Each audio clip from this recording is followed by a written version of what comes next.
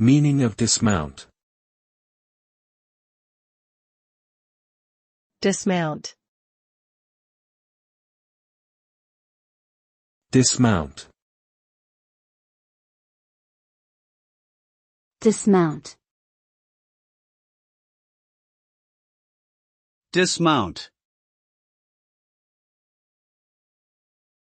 The term dismount means to get off or remove oneself from a horse, bicycle, or other mode of transportation.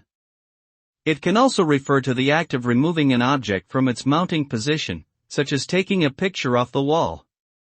The result of dismounting is a separation or detachment of the person or object from the mode or position it was previously attached to. This action may be intentional or unintentional, and may occur for a variety of reasons, such as reaching one's destination or disassembling equipment.